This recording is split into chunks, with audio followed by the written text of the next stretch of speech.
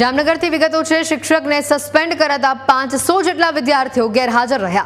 શાળા નંબર 18ના શિક્ષકને સસ્પેન્ડ કરાતા વાલીઓમાં રોષ ભભૂકી ઉઠ્યો। શાળાના 500થી વધુ વિદ્યાર્થીઓ સ્વેચ્છાએ ગેરહાજર રહ્યા। વાલીઓએ સ્વેચ્છાએ પોતાના બાળકોને શાળાએ ન મોકલ્યા। વહીવટી કારણોસર શિક્ષક રામ ગોપાલ મિશ્રાને સસ્પેન્ડ કરવામાં આવ્યા છે। નગર પ્રાથમિક શિક્ષણ સમિતિની શાળાના શિક્ષકને સસ્પેન્ડ કરવામાં આવ્યા છે। શિક્ષકનું સસ્પેન્શન પાછું નહીં ખેંચવામાં આવે તો બાળકોનું એલસી પાછું ખેંચવાની ધમકી આપવામાં આવી છે। આજે સવારે 7:10 બધા શિક્ષકો આવ્યા પણ વિદ્યાર્થી આવેલા ન હતા। પ્રાથમિક તપાસમાં વાલીઓએ સ્વેચ્છાએ સવિનય રામગોપાલ મિશ્રા નામના જે શિક્ષક હતા આ શાળામાં એને ફરજ મોકૂફી કરી અને શાળા નંબર 26ની અંદર મોકલી દેવામાં આવ્યા। એને કારણે અસંતોષ ઉત્પન્ન થતાં બધા વાલીઓએ સવિનય છે એ આજે બંધ પાડેલો તો અનધ્યાન રાખેલું છે।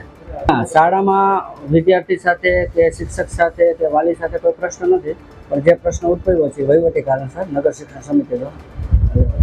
જામનગરમાં એક વિચિત્ર કિસ્સો સામે આવ્યો છે।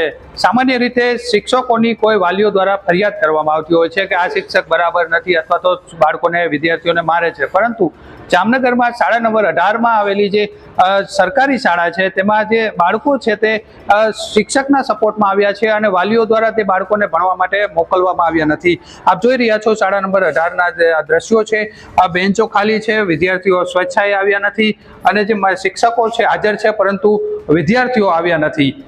મામલો એવો છે કે જે આ શાળા નંબર 18માં ફરજ બજાવતા શિક્ષક મિશ્રા છે તેઓને કોઈ પણ વહીવટી કારણોસર સસ્પેન્ડ કરવામાં આવ્યા હતા। સસ્પેન્ડ કરવાના કારણે જે વિરોધમાં સસ્પેન્શનના વિરોધમાં જે વાલીઓ છે તે આગળ આવ્યા છે અને શિક્ષકને સસ્પેન્શન પાછું હટાડવામાં આવે અને તેમને જે ફરજ ઉપર લાવવામાં આવે તેવી માંગ કરી રહ્યા છે, પરંતુ વહીવટી દ્વારા આ બાબતે કોઈ નિર્ણય લેવામાં નથી આવ્યો। તેને લઈને આજે વાલીઓ દ્વારા જે બાળકો છે પોતાના બાળકોને સ્કૂલે મોકલ્યા નથી। આપ જોઈ રહ્યા છો મારી પાછળના જે દ્રશ્યો છે, સ્કૂલ તો છે, શિક્ષકો પણ આવેલા છે પરંતુ બાળકો આવ્યા નથી। આજે એક દિવસ આ જે બાળકો આવ્યા નથી, હજુ પણ વાલીઓનું કહેવું છે કે જ્યાં સુધી શિક્ષકનું સસ્પેન્ડ પાછળ નહીં ખીચવામાં આવે ત્યાં સુધી તેઓ પોતાના બાળકોને સ્કૂલે નહીં મોકલે તો વહેલી તકે અથવા તો જો આ બાબતે કોઈ કાર્યવાહી નહીં થાય તો તે પોતાના બાળકોનું જે શાળા છે તે બદલાવી નાખશે અથવા તો એલસી સર્ટિફિકેટ પણ પાછું ખેંચી લેશે। ત્યારે ક્યાંક ને ક્યાંક જામનગરમાં આ પ્રકારના કિસ્સાએ ખૂબ જ ચર્ચા જગાવી છે। Sanjay Vaghela, news capital, Jamnagar.